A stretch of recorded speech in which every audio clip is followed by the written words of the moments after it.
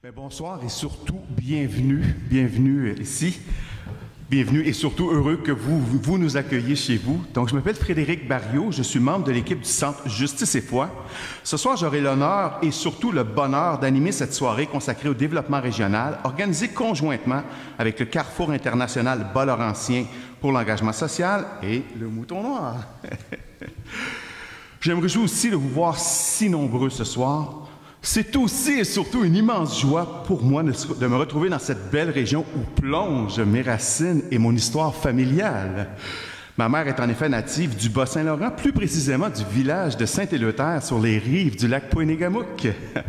Inutile de dire que l'enjeu du développement régional revêt une grande signification à mes yeux. D'abord, quelques mots sur le Centre Justice et Foi, centre d'analyse sociale fondé en 1983 par les Jésuites du Canada français et d'Haïti. Le Centre Justice et Foi pose un regard critique sur les structures sociales, politiques, économiques, culturelles et religieuses. Il publie la revue Relations que vous tenez en ce moment entre vos mains et organise différentes activités publiques, dont les soirées Relations comme celle-ci. Son secteur Vivre ensemble développe une expertise sur les enjeux d'immigration, de protection des réfugiés, ainsi que sur le pluralisme culturel et religieux. Avant de nous présenter nos panélistes, quelques mots sur la place centrale du développement régional dans la réflexion de la revue Relations et du Centre Justice et Foi au cours des dernières décennies. Il y a 30 ans, presque jour pour jour, Julien Harvey et l'équipe de Relations publient un dossier coup de poing sur le mal développement régional intitulé « Un Québec cassé en deux ». Ce fut le début d'une longue réflexion sur les clivages économiques et sociaux entre les centres urbains en pleine croissance et des régions périphériques dévitalisées, abandonnées par l'État et soumises aux dictats du marché et du capitalisme néolibéral. Au terme de 3 décennies de gouvernance néolibérale et d'austérité sauvage, lâchons le mot, il nous a paru utile de revisiter cet enjeu essentiel. Plus encore en ce post-mortem post-électoral, et à l'issue d'une campagne où, il faut bien le dire, les enjeux environnementaux et ceux liés au développement régional ont été douloureusement absents. J'aimerais commencer cette animation en partageant avec vous une petite anecdote personnelle, quitte à déroger un peu du protocole. Il y a une dizaine d'années, alors que j'étudiais l'histoire à l'Université Laval, j'avais pris part à un colloque étudiant dont j'étais l'un des co-organisateurs. Lors d'une discussion informelle entre collègues, nous avons pris conscience d'un fascinant dénominateur commun nous unissant. Nous étions presque tous issus de la première génération de Québécois à être nés en ville. Ce qui veut dire que nos parents, nos oncles, nos tantes, et inutile de dire nos grands-parents, étaient presque tous des urbains de Freistatt. Loin d'être une pure abstraction, nos liens avec le territoire et avec l'arrière-pays avaient des noms et des visages en chair et en os. Issus d'une génération qui a grandi avec les fardoches et rigodons de Passepartout, nous avons été gavés jusqu'à plus soif de chansons, de romans et de téléromans, célébrant certes les beautés, mais aussi la dureté de l'arrière-pays. Or, cette beauté et cette dureté étaient, là encore, tout sauf des abstractions. J'en veux pour preuve ma famille maternelle, qui a grandi dans un petit village frontalier du bas du fleuve, aux avant-postes du Maine et du Nouveau-Brunswick. Des 14 enfants qu'ont eu mes grands-parents, et oui, seulement 3 sont demeurés dans leur région natale. Une génération plus tard, ils ne sont plus que 2, un cousin et une cousine, à vivre encore dans la région. Qui plus est, au prix de sacrifices difficilement imaginables pour l'urbain que je suis. Ce qui en dit long sur la violence structurelle et symbolique qui s'est abattue sur nos régions. Dans les années 1940, l'écologiste américain Aldo Leopold disait que le drame spirituel de l'homme urbain du 20e siècle, c'est de croire que les aliments qu'il consomme et les denrées qu'il achète sont fabriqués par son épicier ou son marchand. Ce qui en dit long, disait-il, sur la déconnexion qui s'est installée entre la bourgeoisie et les classes urbaines et les réalités de l'arrière-pays agricole, forestier et minier. Ce confort et cette abondance dont nous jouissons, nous, les urbains, a un coût humain et environnemental dont nous sommes trop peu conscients. C'est ce que nous aimerions mettre en exergue au cours de cette soirée. Non pas pour dresser un portrait sombre et accablant, mais au contraire pour tâcher d'imaginer d'autres possibles, d'autres façons de faire, d'autres façons d'habiter, d'aménager et de vivre le territoire. Dans une optique, ce qui est central pour le Centre Justice et Foi, dans une optique, dis-je, de solidarité sociale et même, j'ajouterais, de solidarité territoriale. C'est à ces questions que tenteront de répondre nos 4 panélistes ce soir. Jean-Philippe Chabot, Isabelle Galland, François l'Italien et Audrey Paquin, que je salue par la même occasion. Ces questions nourriront aussi et surtout notre réflexion collective, réflexion à laquelle vous serez cordialement invités à prendre part. Cette soirée se déploiera en 3 temps, ou si vous voulez en 3 actes. D'abord, une table ronde d'environ 1 heure, au cours desquelles nos panélistes mettront de l'avant des points de vue contrastés mais complémentaires sur le développement régional. Nous prendrons ensuite une courte pause de 15 minutes. Autour de cette pause, vous serez invités, bien sûr, à poser des questions à nos panélistes ou encore à réagir à leurs propos. Nous invitons à vous abonner à la liste de diffusion du Centre Justice et Foi. Nous faisons circuler en ce moment même. Vous pouvez vous abonner, donc laissez nos coordonnées pour vous abonner à notre info, à nos infolettres. Nous demandons à la dernière personne à l'avoir remplie, donc d'avoir la gentillesse de la laisser à la table d'accueil à l'arrière, à la pause tout à l'heure. Nous avons également remis une petite fiche d'évaluation rose sur laquelle vous êtes peut-être assis en ce moment. Nous invitons à la remplir à la fin de la soirée pour nous permettre, bien entendu, de devenir toujours meilleurs dans ce sympathique et fantastique travail qui est celui d'animer ces soirées. Avant d'entrer dans le vif du sujet, j'inviterai mon collègue Emiliano Arpin-Simonetti, secrétaire de rédaction de la revue Relations, à nous dire quelques mots sur la revue et surtout sur le numéro fantastique que vous tenez maintenant entre vos mains.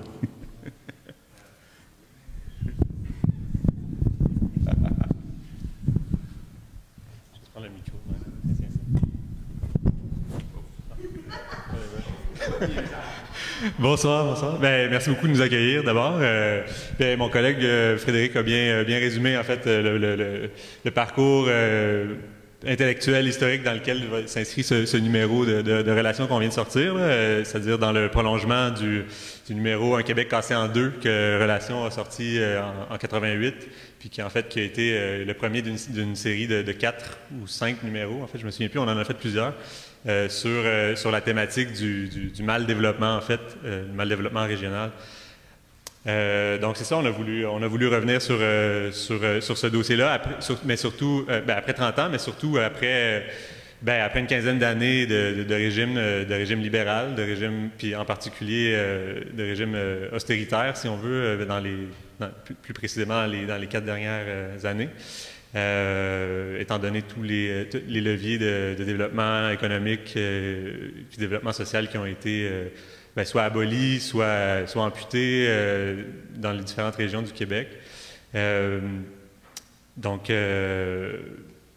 c'est ça que le dossier, en fait, se penche sur des dynamiques qui sont assez transversales.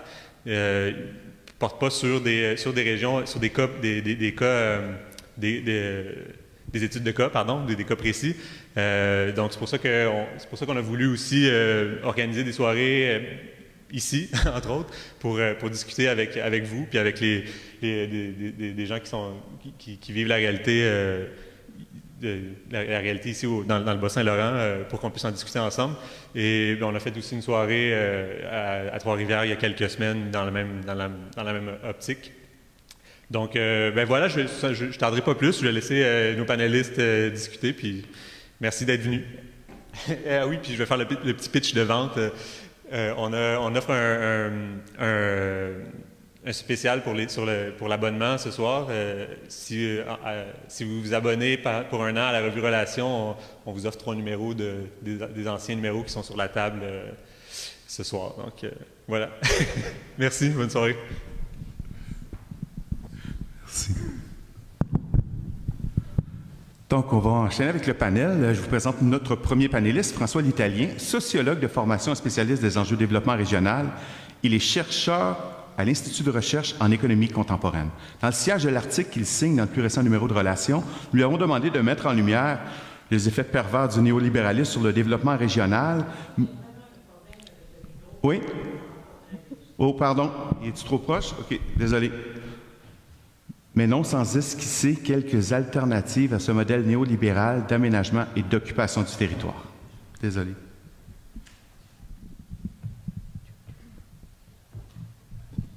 Il faut toujours Mme Tremblay pour nous ramener à des vérités essentielles. Bonsoir à tous, à toutes. Ça me fait plaisir d'être ici ce soir. Je vais prendre le micro plutôt que... Est-ce que vous m'entendez bien au fond de la salle? Je voudrais d'abord remercier la Revue Relations, ses animateurs, le Musée d'histoire régionale pour l'accueil. J'ai beau, moi aussi, être originaire du Bas-Saint-Laurent. C'est quand même moi l'étrange sur le panel. Je vais essayer d'être à la hauteur. Ce que je vais vous proposer aujourd'hui comme intervention, comme proposition, c'est une lecture sociologique de la question régionale, appelons-la comme ça, à l'heure du néolibéralisme avancé. Avancé parce qu'on est, il faut le dire, à un moment où le projet de néolibéralisation des États, de l'économie, de la politique, de la société est pratiquement accompli dans son projet initial, c'est-à-dire faire en sorte que les sociétés, en gros, soient impuissantes sur une large gamme d'indicateurs ou d'instruments pour pouvoir maîtriser leur destin économique. Et donc, je voudrais un peu situer la question aujourd'hui, en 2018, du développement régional dans cette phase-là du développement économique de la société, j'ai envie de dire de la globalisation contemporaine. C'est un fait que ce qui s'est passé dans les dernières années, c'est un constat de base qu'on doit faire. Ce qui s'est passé depuis une vingtaine d'années aux régions, et là je ne mets pas simplement le Québec, mais on pourrait aussi, je pense, élargir ce constat-là à des pays comme la France, l'Allemagne ou d'autres pays dont les régions sont importantes. Ce qui s'est passé au développement des régions a suivi le même parcours que les États.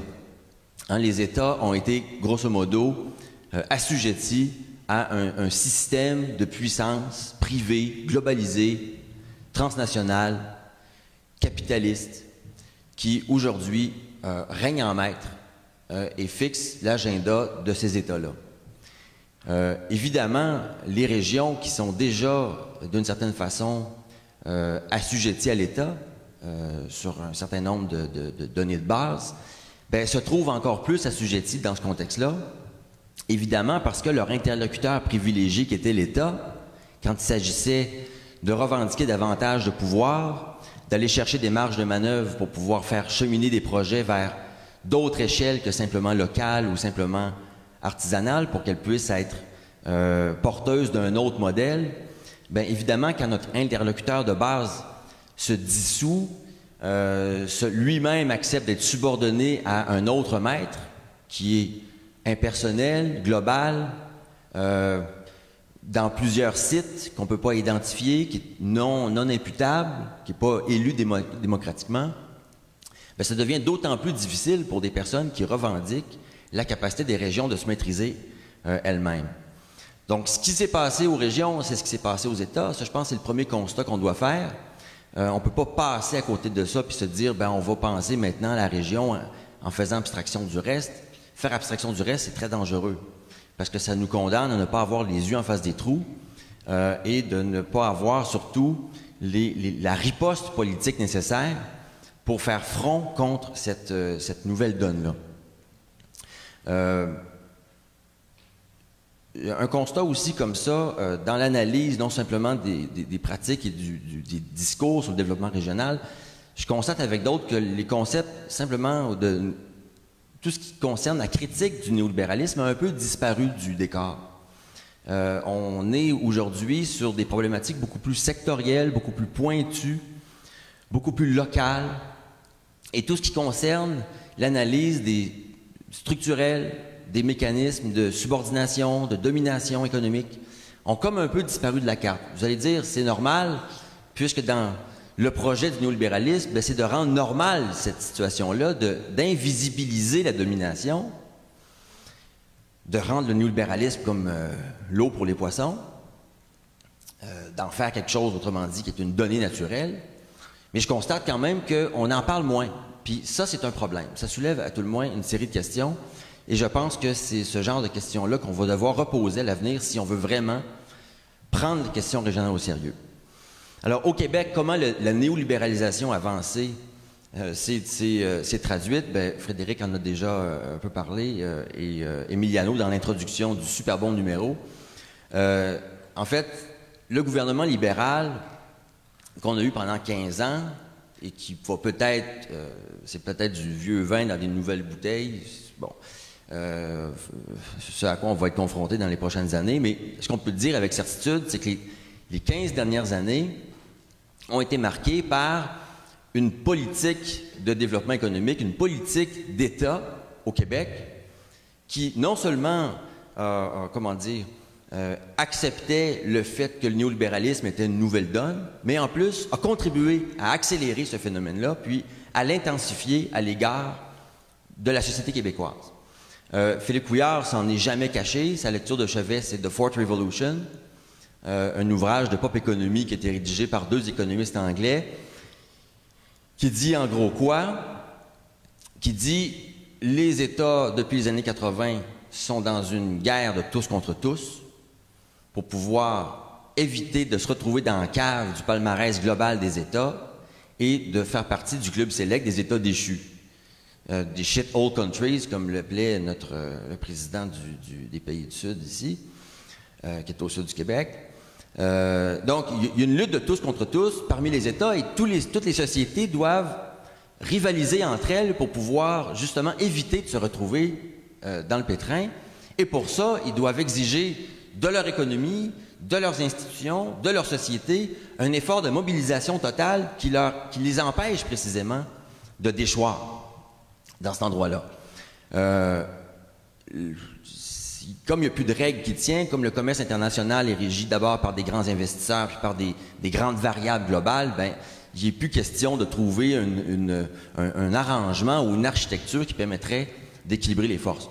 Au Québec, comment ça s'est traduit? Bien, ça s'est traduit politiquement par le fait qu'il y avait trop de médiation politique, trop d'institutions intermédiaires, trop de CRE, trop de CLD, trop de commissions scolaires, trop de CLSC, trop de contre-pouvoirs sociaux qui empêchent précisément cette mobilisation-là d'être efficace, d'être puissante, de rejoindre immédiatement l'acteur, de le convier à l'effort collectif de guerre économique.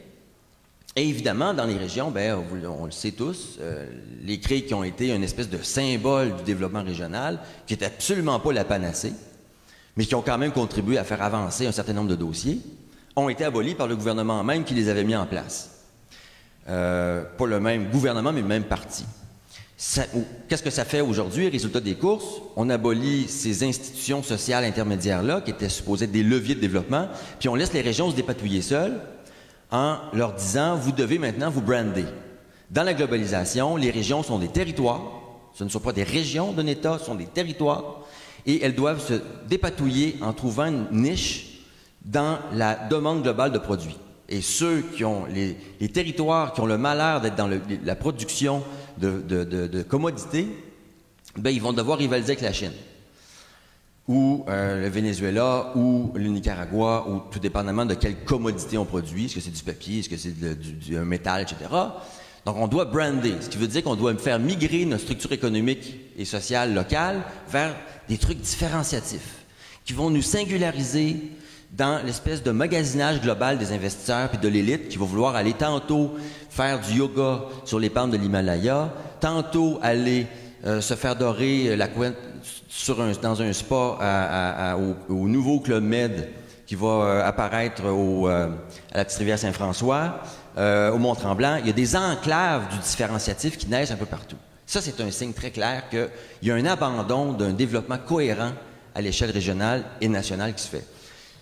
L'autre point d'entrée de la néolibéralisation, qui s'est faite de façon très claire avec le Parti libéral, puis qui était adopté comme programme par plusieurs acteurs économiques, c'est évidemment l'économie de service. Quel est le gisement de profit qu'on peut laisser aux mains du privé, puis qui permettrait aussi en même temps à l'État de le rendre plus flexible, plus adaptable, plus malléable? Ben, c'est l'économie publique. Au Québec, on est les champions nord-américains de l'économie publique dans l'économie. Le rôle de l'État et des municipalités ont un rôle économique très important. Si on libéralise l'économie publique, parfait, on va pouvoir donner plus d'argent au privé. Le problème, c'est qu'en région, souvent, l'économie publique joue un rôle structurant à l'échelle régionale. Mon doux Seigneur, que ça va pas vite. Deuxième entrée sur le plan économique, c'est le secteur des ressources naturelles. Et évidemment, le plan Nord, ça a été le projet emblématique pour dire le Québec est de retour, le Québec est de retour sur la map, c'est le cas de le dire, de la grande extraction globale. Les Chinois, les Malaisiens, les Américains ont besoin de terres rares pour les cellulaires. Bien, le Québec is open for business.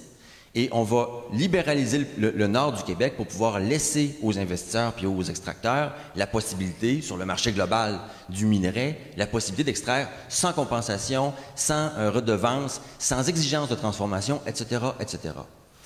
Et c'est à ce titre-là que plusieurs régions du Québec ont été interpellées comme régions ressources. On a revu réapparaître ce discours-là des régions ressources.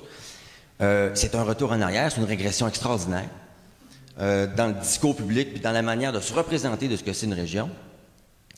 Et donc, ça a sanctionné, ça a cautionné le retour d'un certain extractivisme au Québec. Extractivisme qui est basé, comme vous le savez probablement, sur deux choses. La première, c'est une perte d'emprise sur l'économie, c'est-à-dire le fait que l'économie, les leviers de décision sont situés ailleurs. Et d'autre part, c'est une économie basée sur le ROF, le 3E. Extraire, emballer, exporter. Puis extraire, ça peut vouloir aussi dire des paysages. Hein, la Gaspésie a eu ces dernières années la tentation de se présenter comme une espèce de pourvoyeur en paysage. Plutôt que de dire on va développer une économie régionale, autonome, relativement complémentaire à celle des autres économies. Bon, vous voyez le portrait. Ce retour renforcé de l'extractivisme, par exemple, ne se fait pas dans le vide, puis il se fait pas sans résistance. Au Québec, on a tout un patrimoine d'expérience puis de manières de voir les régions qui ne sont pas extractivistes précisément et qui reposent au contraire sur une façon de voir les régions comme des milieux de vie. On pourrait dire une logique d'habitation du territoire plutôt que d'extraction des ressources. Et ce patrimoine d'expérience-là, bien, il travaille encore comme une sorte de sédiment des expériences puis de la conscience populaire dans la résistance à l'extractivisme. Ça a donné ses plus beaux fruits entre les années 30 aux années fin 50, début 60, quand toute une série de villages ont été ouverts dans l'arrière-pays sur la base d'un nouveau modèle qu'on voulait développer, basé sur la coopération, les métiers contre le salaire, les établissements contre les grands secteurs, etc., etc. Le problème, c'est qu'évidemment, on a laissé ces villages-là à eux-mêmes. Puis lorsque le BAEQ, dans les années 60, dit on doit rationaliser le territoire, concentrer dans les foyers de peuplement les plus densément habités les populations salariées, bien, les opérations de dignité vont être l'espèce de moment, l'expression dramatique de cet autre modèle-là qui n'a jamais pu vraiment avoir pignon sur rue puis avoir une dignité économique reconnue. Le problème, c'est qu'il n'y a jamais eu les outils institutionnels pour pouvoir émerger comme modèle alternatif à l'extractivisme. Et pour conclure, parce que je ne suis pas tout seul à parler, ce qui me semble être à la fois porteur et une limite dans la prolifération d'initiatives qu'on voit apparaître partout au Québec. Je sillonne le Québec à grandeur pour toutes sortes de dossiers à l'Institut pour lequel je travaille, puis c'est extraordinaire le foisonnement d'initiatives qu'il y a. Ça, on ne manque pas ni d'inventivité, ni d'optimisme, ni d'énergie. C'est absolument pas ça qui nous manque. Je vous dirais même que c'est probablement une ressource qu'on a sur le marché, qu'on pourrait revendre. Le problème avec ça, c'est ce qui nous avantage, mais le problème, c'est que dans plusieurs cas, il y a un piège du localisme qui se pointe.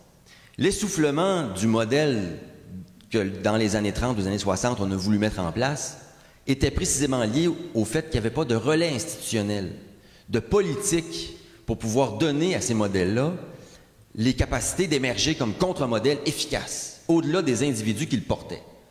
Or, ce que je constate avec d'autres, c'est que les initiatives qui sont portées par plein d'individus ou de collectifs d'individus valorisent beaucoup le local, valorisent beaucoup, à la limite, le régional, mais négligent ou on va dire mettent de côté comme si, par exemple, l'État n'était pas l'un des leurs, puis on a raison de penser que le gouvernement libéral, mais le gouvernement libéral n'était pas l'État québécois.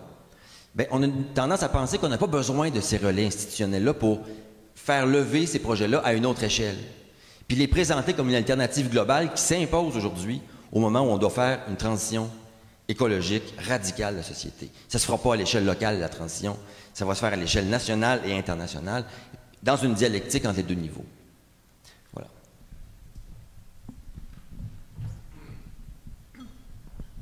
Merci beaucoup, François, pour cette splendide entrée en matière, du global au local et du local au global, cette tension perpétuelle. Écoutez, je vous présente notre deuxième panéliste, Audrey Paquet. Doctorante en philosophie et citoyenne engagée, Audrey Paquet a pris part à de diverses mobilisations politiques et sociales au cours des dernières années, que ce soit au sein du mouvement étudiant, chez Démocratie Nouvelle ou à Touche pas à ma région Bas-Saint-Laurent. Native du village frontalier de Saint-Marc-du-Lac-Long, nous lui avons demandé de braquer les projecteurs sur les enjeux du mal développement régional tels qu'ils sont vécus dans l'arrière-pays forestier du Témiscouata. Bonjour tout le monde. Je suis désolée pour Madame Tremblay, ma voix n'a pas mué. Donc j'espère que vous allez bien m'entendre quand même. Merci pour votre invitation, puis merci à tout le monde pour votre présence. Je crois que c'est aussi un acte de mobilisation que d'être présente ici ce soir. Puis c'est encourageant de voir autant de gens qui se soucient de l'avenir de la région. Bon, espérons qu'il y en aura davantage avec la vidéo. Moi, je viens de Saint-Marc-du-Lac-Long. Saint-Marc-du-Lac-Long, c'est un village d'environ 500 habitants. Mais là, maintenant, c'est descendu à 400. C'est le dernier village avant le Nouveau-Brunswick. Cette année, pour la première fois, l'école primaire n'a pas ouvert ses portes. Donc, c'est le moment où est-ce que ça l'a terminé. C'était une excellente école primaire, soit dit en passant, quoiqu'il y avait peu d'étudiants et étudiantes. Depuis 2010, les personnes qui ont gagné le prix du gouverneur général à l'école secondaire de Ponegamook, il y en a eu 5 sur 8 qui venaient de cette école primaire-là, ce qui prouve d'une certaine façon la qualité de l'éducation que vous trouvez. Mais on perd cette qualité-là, on perd cette expertise-là. Donc, je vais amorcer ma présentation qui s'avère plutôt pas ambitieuse, je crois, pour le temps qui m'est accordé. Donc, j'ai fait mon cégep à Rivière-du-Loup, mon bac en philosophie et sciences politiques à Québec, puis ma maîtrise en philosophie et enseignement collégial, si vous entendez parler d'un emploi. Non. mais là, présentement, j'amorce mon doctorat. OK. En tant que philosophe, je trouvais qu'il était important de bien définir qu'est-ce qu'était le néolibéralisme avant de parler de ses effets. Donc, ce qu'on remarque en premier dans le néolibéralisme, c'est libéralisme. Donc, qu'est-ce qu'est la doctrine libérale? Ça date du 17e, 18e. Ce sont des philosophes qui ont décidé que chaque être humain était tellement important qu'il possédait des droits naturels et qu'on devait socialement protéger ces droits naturels pour lui assurer une certaine liberté. Puisque ce sont des droits naturels, ben, la nature, c'est difficile de la déterminer. Ça va aux aléas de la vie. Donc, quelle est la limite entre quelque chose qui est un droit naturel et qui ne l'était pas? C'était plutôt abstrait. C'est là qu'est née une nouvelle vague, le positivisme. Donc, c'est 18e, 19e, Auguste Comte, entre autres. Puis eux, ils se sont dit non, il est hors de question qu'on reste dans le qualitatif, c'est le quantitatif qui est important. La seule chose de vrai qu'on peut connaître, c'est quelque chose qu'on peut quantifier. Là, je résume beaucoup, là. Mais tout ça pour dire que c'est là où est-ce que ce qui était quantifiable, donc l'économie, est devenu quelque chose de très important. Puis c'est aussi ce qui a mené à la naissance des sciences sociales en général. Il s'agit ensuite d'une logique de gouvernance. Les théoriciens critiques appelaient ça la rationalité instrumentale, c'est-à-dire que ce qu'il faut faire, c'est de rendre les choses les plus efficaces. Donc, un gouvernement, il doit trouver la façon de rapporter le plus d'argent puis de faire rouler l'économie le plus possible. Puis c'est très instrumental. On ne se soucie pas nécessairement de l'humain. Là, on tombe au néolibéralisme, qui est en fait de redéfinir quel type de droit individuel est-ce qu'on doit protéger. Puis on se retrouve à défendre des droits économiques, et ces droits économiques-là, ce sont les droits et les libertés des plus riches. des personnes qui viennent pas nécessairement du Bas-Saint-Laurent. Là, si on regarde, disons, les statistiques, ça s'est inscrit avec Reagan, avec Thatcher, avec Mulroney. Au Québec, Lucien Bouchard. On ne l'oublie pas, celui-là. Ce qu'on se rend compte, c'est que l'individu se retrouve privé des moyens.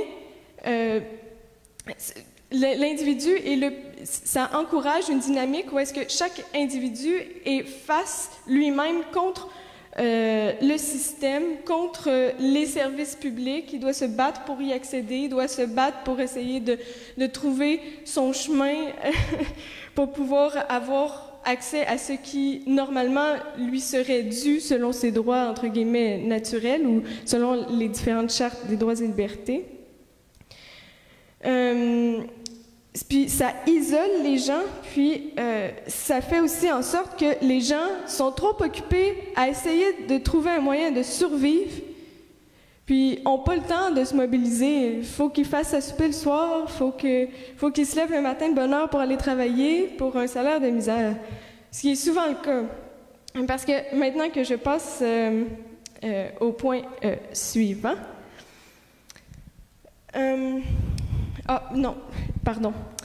je vais aussi ajouter que sociologiquement, comment est-ce que ça s'accompagne, ce type de logique-là, qu'on a vu aussi dans les années 1920, 1930, c'est que c'est souvent accompagné d'un conservatisme, d'une logique sociale où est-ce qu'on essaie de diviser les gens, d'opposer les gens, essayer de faire une espèce de retour aux valeurs semi-traditionnelles, puis où est-ce qu'il y a un repli identitaire, entre autres, c'est mon analyse là, de fin de soirée, là, mais c'est entre autres, selon moi, ce qui a mené au totalitarisme en Europe à cette époque-là.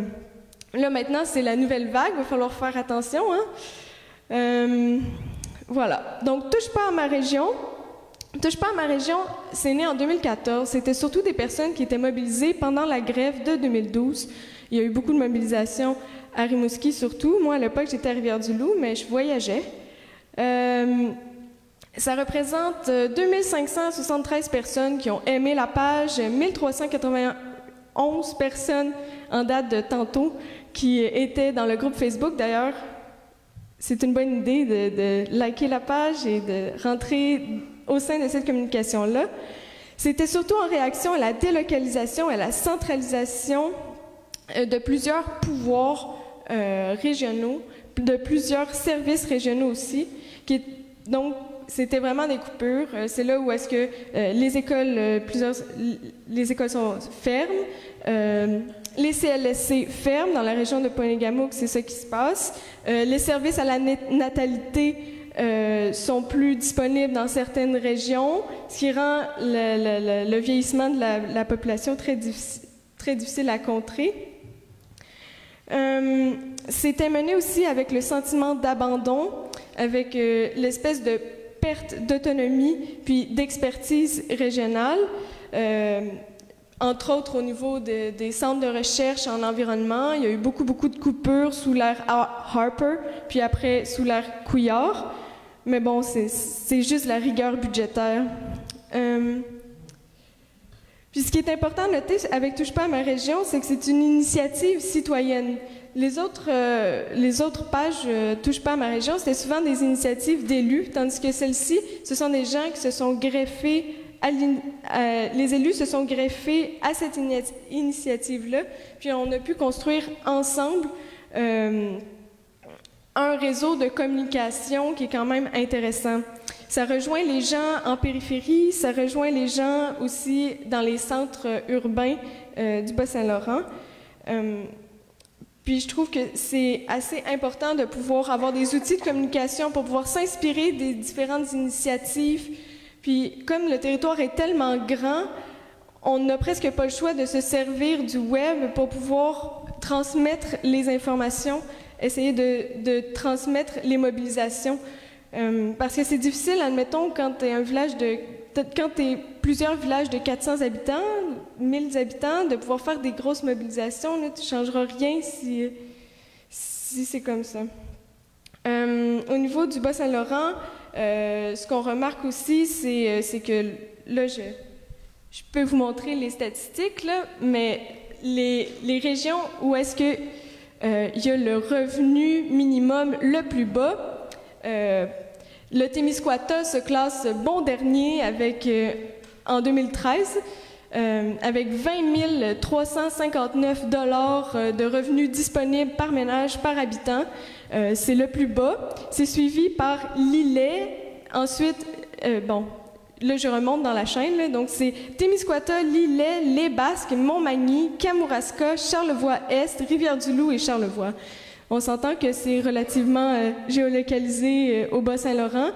C'est aussi parce que la population est vieillissante et le revenu, c'est la pension. Avec une pension, c'est relativement difficile de pouvoir vivre, faire rouler une certaine économie. La conclusion.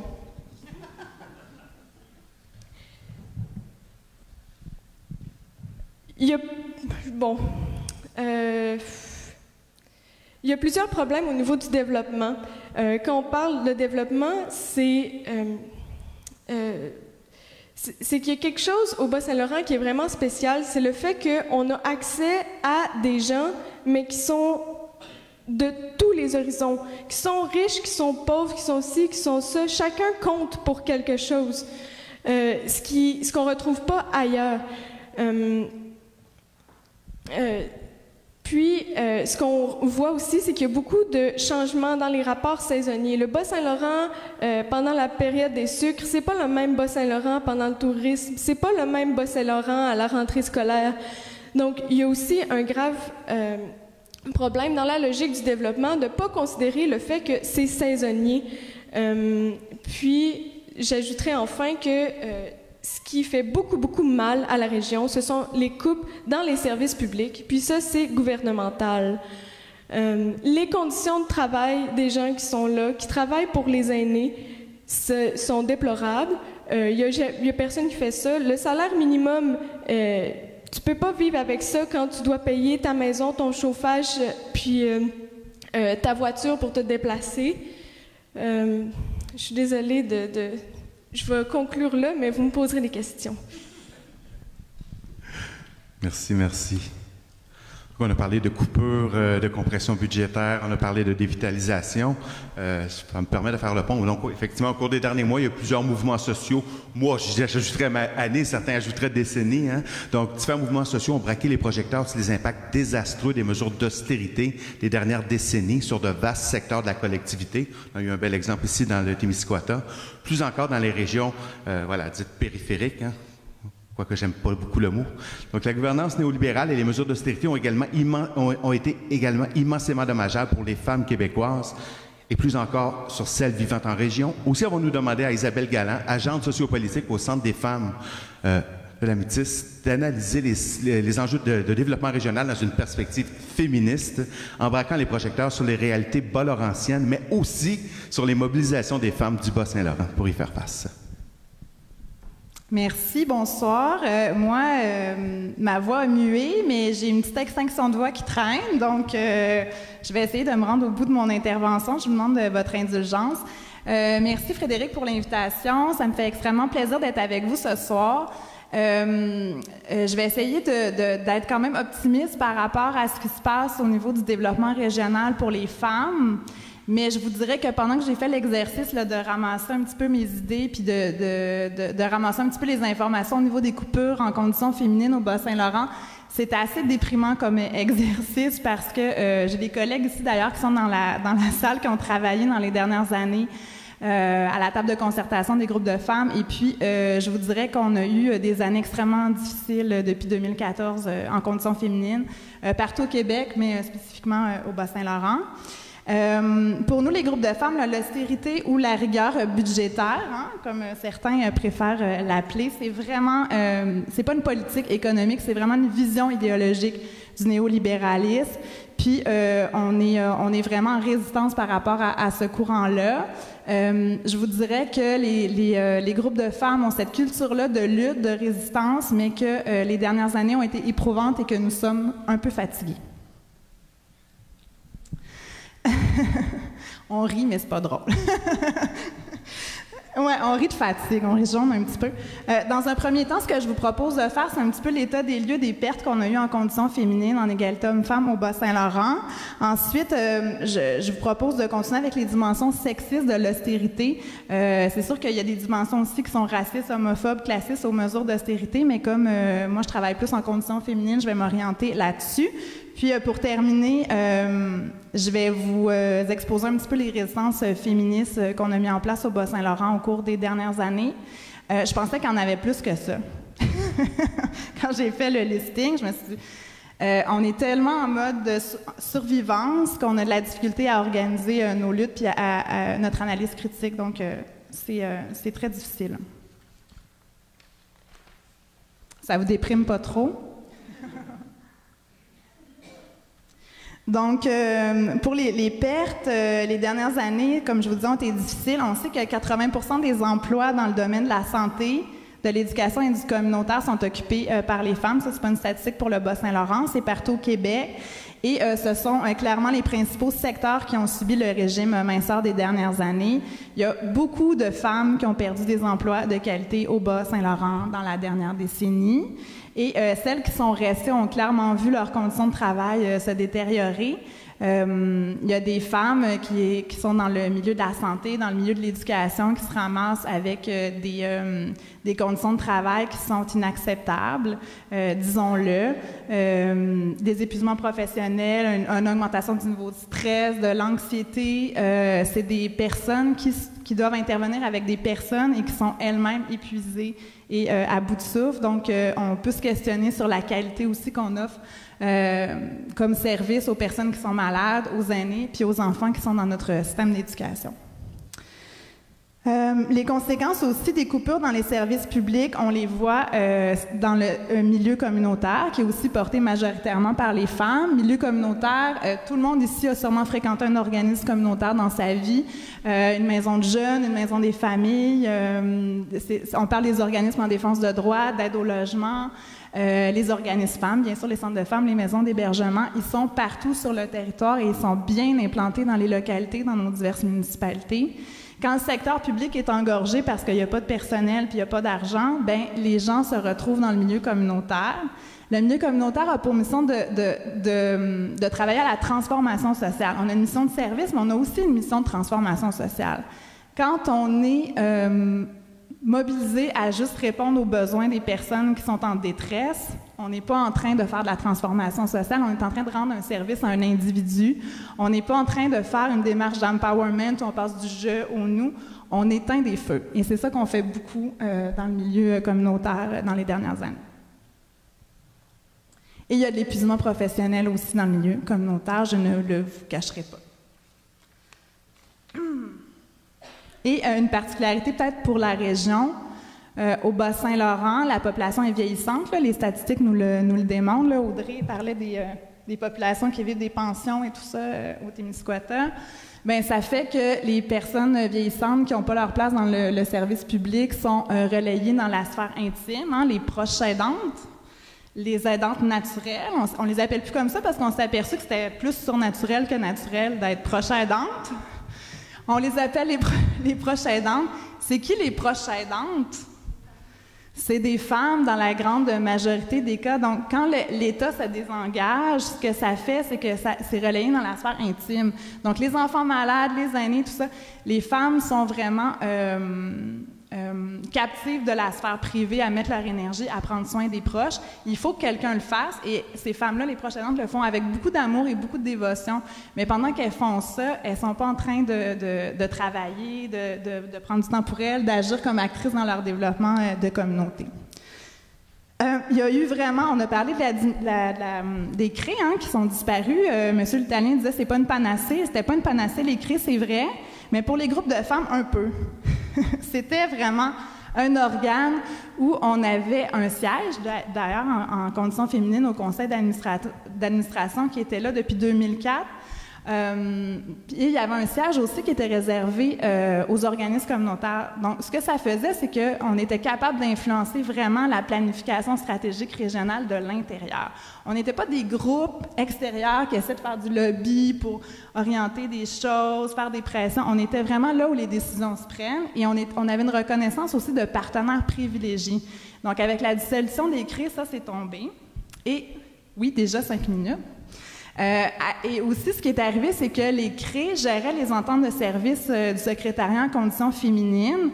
Les budgets en secrétariat en conditions féminines ont été amputés de 50 %. Là, ce qu'on finance, c'est des projets régionaux et interrégionaux. Donc, on doit s'arrimer avec d'autres régions, la Côte-Nord. On n'est plus dans le local du tout, dans le régional. Fait qu'en coupant ces enveloppes-là, ben ce que ça le fait, c'est que en coupant ces ententes-là, c'est qu'il n'y a plus de projets régionaux qui est chapeauté par un organe en développement régional. On a travaillé sur la conciliation travail-famille, la représentativité des femmes dans les lieux de pouvoir, sur les métiers non traditionnels pour les femmes. Donc, il y avait vraiment localement des projets pour les communautés, puis il y avait des enveloppes qui oscillaient entre 80 000 et 120 000 par année. Donc ça a été perdu pour le Bas-Saint-Laurent, puis c'est clair que ça a des impacts sur l'atteinte de l'égalité là, pour les Bas-Laurentiennes, très clairement. Là. Donc ça va très bien.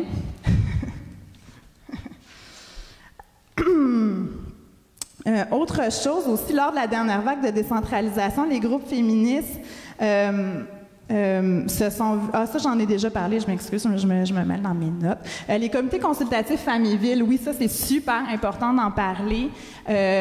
Au Bas-Saint-Laurent, on avait, compte tenu que les conseils municipaux sont pas paritaires, on avait réussi à mettre en place des comités famille-ville qui étaient rattachés aux villes. Donc il y en avait un à Rimouski, il y en a eu un à Matane, Trois-Pistoles, il y en avait dans le Témiscouata aussi.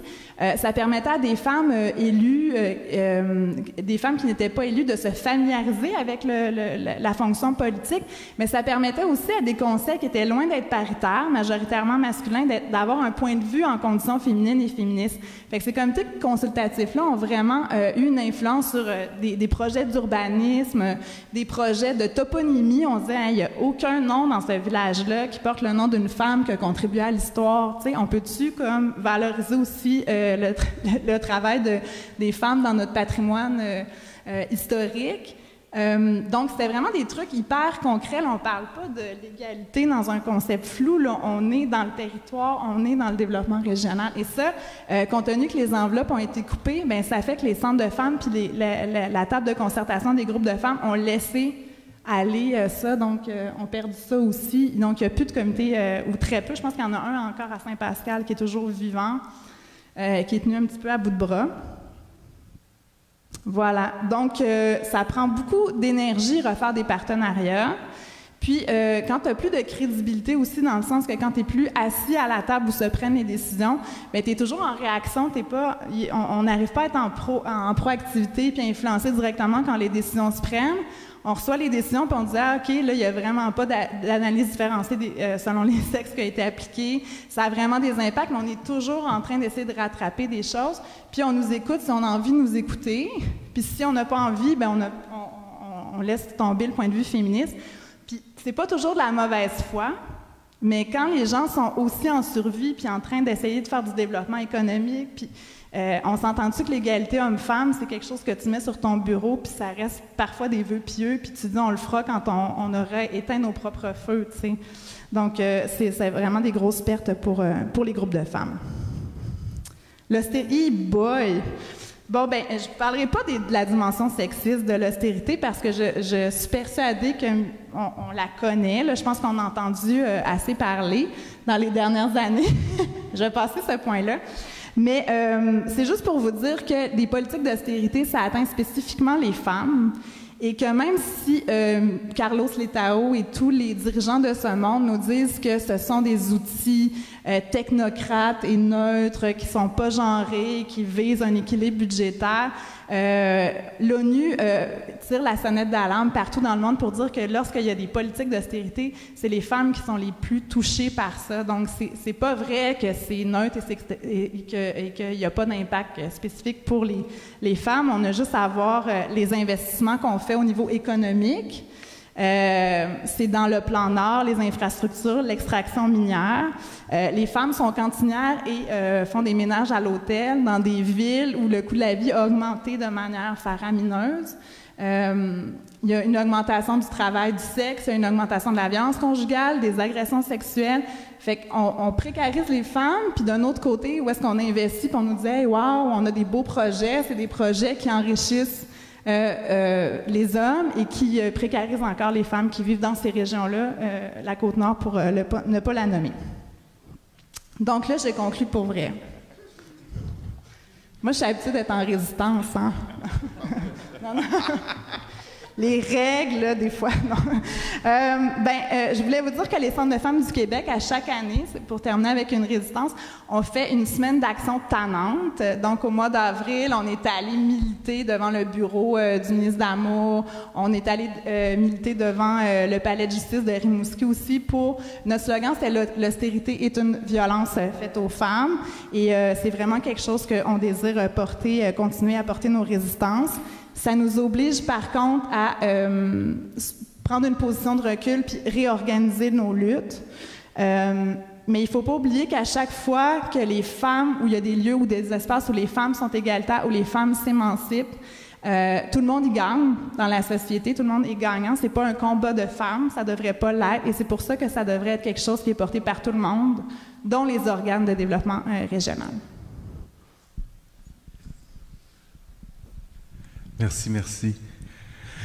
On voudrait conclure ce panorama en braquant les projecteurs donc sur le milieu de l'éducation, surtout dans une ville à la fois collégiale et universitaire comme celle de Rimouski. Donc, je vous présente Jean-Philippe Chabot, professeur de littérature au Cégep de Rimouski, mais aussi poète et romancier. Il est l'auteur de 2 ouvrages dont les titres portent, ma foi, l'odeur du territoire. Comment finissent les arbres, son recueil de poésie publié au Noroît, et en octobre de la même année, au Cartanier, le livre de bois. Ça ne s'invente pas, mesdames et messieurs.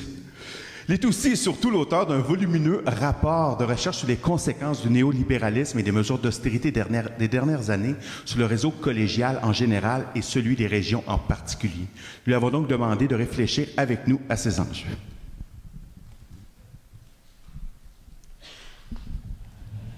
Voilà, donc c'est drôle en fait quand Emiliano t'a présenté le dossier Un Québec cassé en deux qui date de 88. Moi, je naissais en 88. Fait que ça veut dire que le Québec va mal depuis que je suis né. Je suis vraiment désolé. Puis en même temps, je suis conscient que je pourrais pas dire à mes enfants, moi, dans mon temps, c'était mieux, tu sais. Donc, voilà, ce sera su.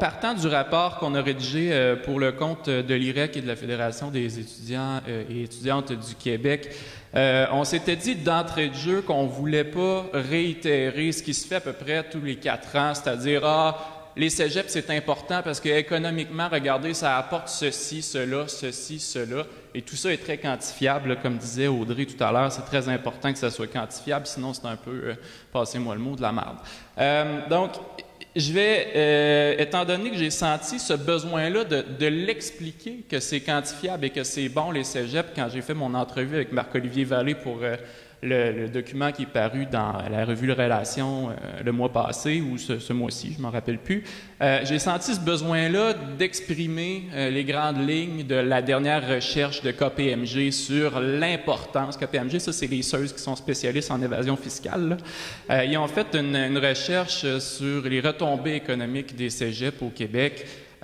Pour le compte de la Fédération des cégeps, un lobby de gros cégeps, et la Fédération Transtech, qui est Transtech, le réseau des centres collégiaux de transfert technologique. Donc, KPMG, l'importance des cégeps, ça donne quoi?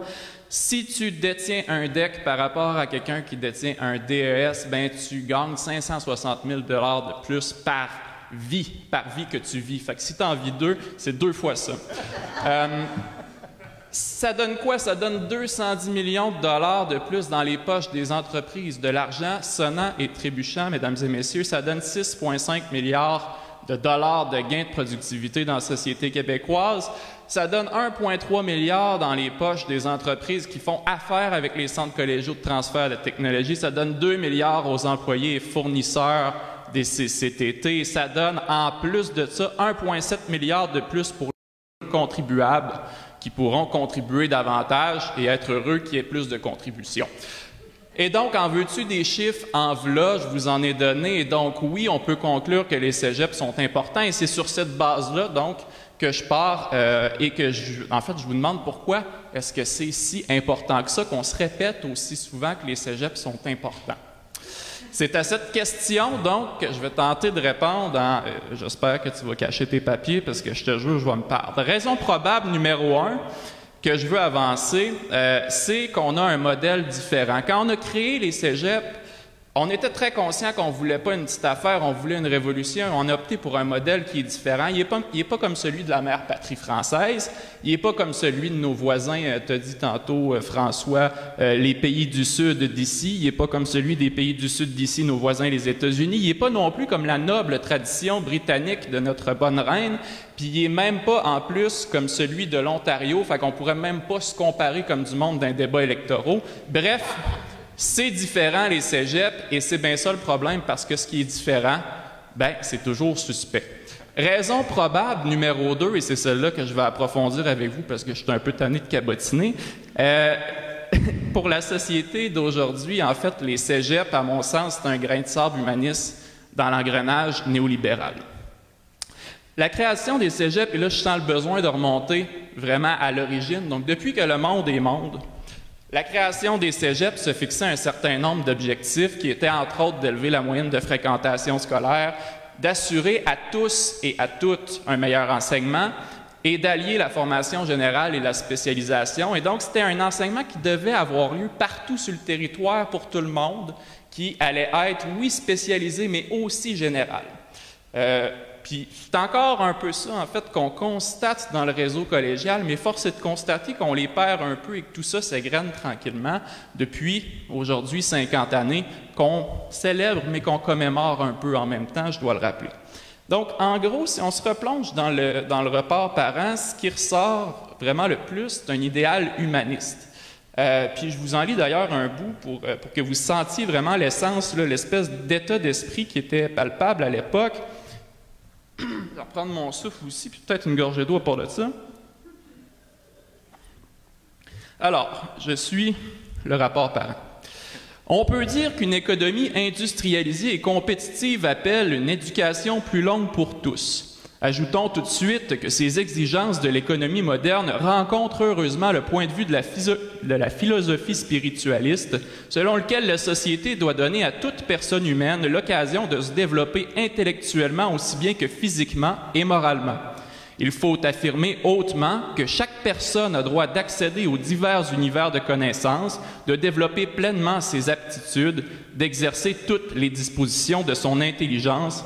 C'est ainsi qu'elle s'épanouit dans ce que l'on peut appeler à juste titre l'humanisme complet. On est dans un rapport sur l'éducation au Québec.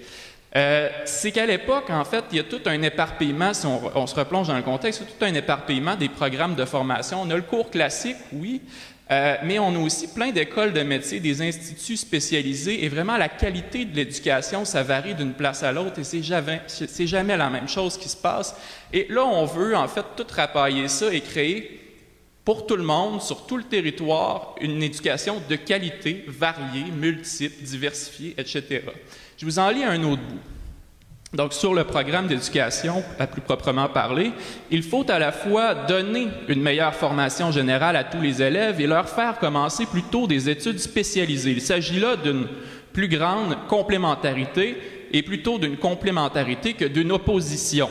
La spécialisation véritable s'appuie sur la formation générale et celle-ci enrichit celle-là. Il faudra créer des campus assez vastes pour offrir de très nombreux cours options. Première chose qui tombe, les cours options. Rapport parent, donc, c'est un rapport qui est porteur d'un projet qui entrevoit une alliance entre la main à plume et la main à charrue. Et si vous me suivez, en fait, c'est que c'est une multiplicité et une mixité des savoirs, mais c'est aussi une mixité sociale qu'on escompte au terme de tout ça. C'est-à-dire, bon, d'une part, oui, des écoles mixtes, mais une fréquentation commune de diverses couches de la société. Et ça, c'est nouveau pour l'époque, ça ne s'est pas vu bien souvent auparavant. Pour voir ça, il faudrait qu'on revienne en fait à l'article 285 du rapport, où là, on s'imagine l'image, comment ça s'intitule? L'image de l'Institut idéal de l'avenir, et ça, c'est trippant rare. En plus, on dit 7 octobre aujourd'hui, vous passerez sur la rue Saint-Germain, vous irez chez vous après ça relire ça, c'est quelque chose d'assez pété. Mais bref, dans leur vision de l'éducation, ce qu'on constate, c'est qu'il y a évidemment une vision de la société qui cherche à créer en fait une grande communauté de gens avec des référents communs, des gens qui sont capables de réflexion d'une part, qui sont capables d'interagir les uns avec les autres, donc qui sont capables d'éprouver l'altérité, ce qui n'est pas toujours facile de nos jours, et des gens qui sont capables de s'appréhender comme faisant partie d'une société, d'une collectivité, d'une communauté. C'est tout un projet, ça. Créer une mixité sociale, fréquentation mutuelle de divers groupes sociaux, ça je vous l'ai déjà dit, et tout ça s'inscrit en fait dans la possibilité de rencontrer d'autres gens. Bref, créer un tissu de citoyens engagés. Alors concrètement, aujourd'hui, ça ne se passe pas comme ça dans les faits, et j'ai 2 raisons pour ça.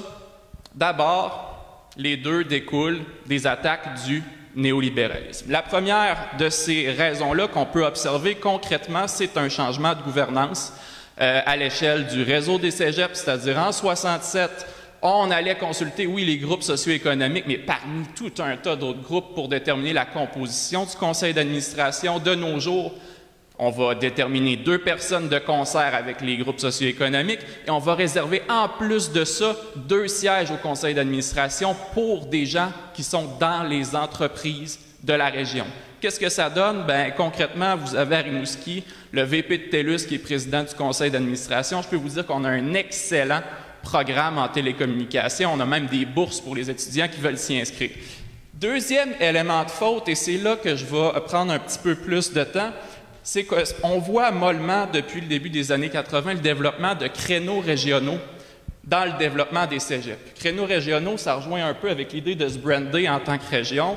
C'est-à-dire, ce qu'on veut faire, c'est, mettons, si on est à Gaspésie-de-la-Madeleine, OK, vous avez un cégep, on va vous donner les pêcheries, aquaculture, etc. Vous allez être les seuls à faire ça. Et nous, on espère que celui qui rêve, finalement, de travailler en aquaculture, qui habite en Outaouais, ben, il va venir finalement s'inscrire en Gaspésie-de-la-Madeleine et ça va régler tous les problèmes à l'échelle du réseau et les étudiants vont comme ça finalement circuler dans les cégeps et permettre au réseau d'atteindre une certaine pérennité. Or, on s'était dit ça au milieu des années 80, on avait créé les centres collégiaux de transfert de technologie.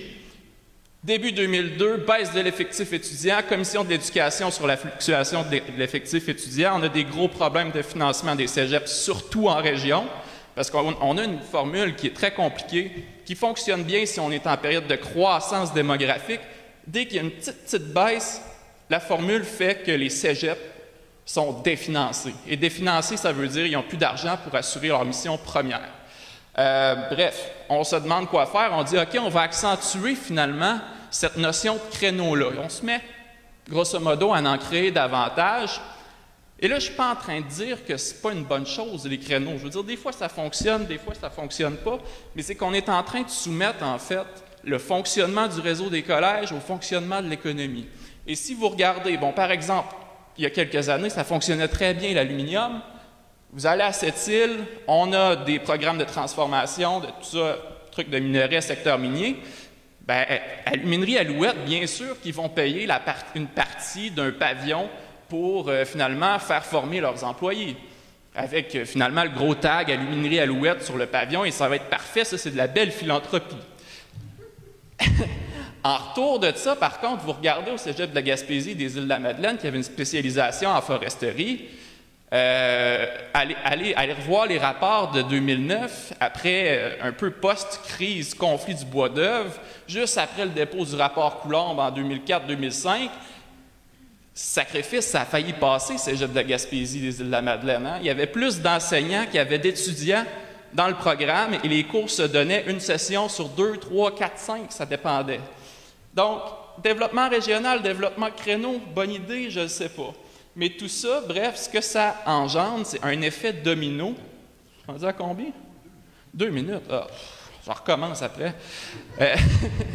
Ce que ça fait, en fait, c'est que ça déclenche un effet domino où, à partir du moment où ça ne dérange pas, puis je ne vous ai même pas parlé où ça ne marche pas, puis je ne vous ai même pas parlé des CCTT, mais là où ça ne marche pas, on se dit, ah, ben là, si ça ne marche pas, on va renforcer les créneaux. Et là, c'est une espèce de pensée circulaire qui se met en marche, et les dominos, justement, se mettent à tomber les uns sur les autres. Donc, on entend, premièrement, dans le discours ambiant, bon, ben il faudrait bien qu'on travaille à favoriser, dans le fond, une meilleure adéquation entre la formation et le marché de l'emploi. Pourquoi? Ben parce que ça prend des jobs pour faire de la poudre, pour faire de la... Bon, tu sais. Donc, une espèce de pensée circulaire qui va aussi s'aplanir jusque-là. Deuxième domino qui tombe, ben là, on se dit, OK, on va travailler une meilleure spécialisation, une surspécialisation des programmes techniques. Exemple, Abitibi-Témiscamingue, programme de technologie minérale, on a soumis carrément le développement du programme à l'évolution de l'entreprise. Donc, l'entreprise nous dit, moi, c'est rendu que je travaille avec ces machines-là, toi, il faut que tu enseignes à travailler avec ces machines-là. Qu'est-ce que ça fait? Bien, moi, je vais aller acheter les machines. C'est-à-dire, moi, le cégep, on va acheter les machines, ça coûte je ne sais pas combien d'argent. Vous êtes, par exemple, au campus de Rouyn-Noranda. On a ouvert la plus grosse usine-école au Québec, sinon au Canada. Tout le monde rêve d'avoir ça dans sa cour. 1,1 million de dollars pour un centre de formation qui va former à peu près 5 étudiants par session. La fonderie Horn paye 100 000 dollars là-dessus. Les étudiants, là, quand ils sortent de ce programme-là, ils ne vont pas travailler à 1000 places. Là. Ils vont à fonderie Horn. Donc, on est en train, finalement, de subventionner directement des formations pour les entreprises. Troisième domino, on dit ensuite, l'industrie change, il faudrait bien qu'on s'adapte. Bien, d'accord, hein, on va travailler une meilleure adéquation au marché du travail. On va arrimer les programmes préuniversitaires à des objectifs de spécialisation. On va essayer de faire, finalement, des habiletés, des compétences transférables. C'est même plus transversal, c'est transférable. Des trucs qui sont applicables. Hein. Tu vas faire du français, ça va être du français de la science du minerai. Très bien, très bien. Moi, j'aimerais ça travailler en foresterie. Je tripe sur Jean Rivard Défricheur. Fait que c'est ça que j'enseignerai à toutes les sessions. 5e, 6e, 7e domino, c'est la fin de la boucle, mesdames et messieurs. Ça continue comme ça. Conclusion. Conclusion, pour que la société d'aujourd'hui puisse continuer, il faudrait justement qu'il y ait un désert d'humanisme, de grains de sable dans l'engrenage néolibéral si on veut faire de quoi avec le cégep. Et le cégep était censé à la base être un lieu de résistance, ce qu'il n'est plus nécessairement, ce qu'il n'a plus les moyens d'être, ce qu'il n'a plus les moyens financiers d'être. Les savoirs qui sont liés à l'humain, sciences humaines, la formation générale. Formation générale, c'est écrit, hein, cégep, Centre d'enseignement général et professionnel. Enseignement général, c'est écrit dans le nom des cégeps. Appelez-moi pas ça collège, je vous dis, je vous ramasse. Les savoirs liés à l'humain, c'est des détours inutiles. Puis l'humain, en fait, qui est au centre du projet des cégeps depuis la Révolution tranquille, depuis le rapport parent, bien, ça devient une embûche aux résultats économiques. Et c'est bien ça le problème, et les cégeps sont devenus ce stigmate-là. Résultat, on définance les cégeps, on les définance directement, on pourra en parler en discussion, parce qu'ils incarnent justement cet idéal-là. Dans notre rapport, en fait, ce qu'on a montré, c'est que ça coûte 2 fois plus cher former quelqu'un à Matane que ça coûte de le former au Dawson's College à Montréal. C'est normal, vous vous attendez pas à autre chose, je suis pas mal certain, puis on en parlera tantôt. Ça, tout le monde le sait. Tout le monde dans le réseau sait, personne ne veut rien faire. Pourquoi? On s'en sac des régions, on s'en sac carrément. Et ce que ça donne, bien, en région, réduction de l'offre de formation, réduction des services offerts dans les cégeps pour les élèves, réduction du pouvoir d'action des cégeps dans son milieu, réduction de l'engagement des cégeps dans sa communauté parce qu'il n'est plus capable. Tout le monde est à bout de souffle, hein, Isabelle en a parlé. Même dans les cégeps, c'est la même chose, les enseignants sont épuisés. Parlez-en à Patricia. Donc, on s'est retenu de dire que le monde était lâche, mais dès qu'on perd de vue l'idéal humaniste qui était contenu dans le rapport parent, et je le réitère maintenant parce que pour moi c'est important de le faire, l'accès pour tous et pour toutes à un meilleur enseignement partout sur le territoire. C'est ça l'idéal, c'est ça qui était l'objectif des cégeps. Dès qu'on le perd de vue, bien vite, on va trouver que ça coûte trop cher d'offrir la formation générale en région. Bien, à ce moment-là, on peut se demander si on a envie de le faire encore. Bien, merci à mes 4 panélistes, un peu tannants qui dépassent le temps, mais ô combien passionnants à entendre. Donc, on va prendre une petite pause.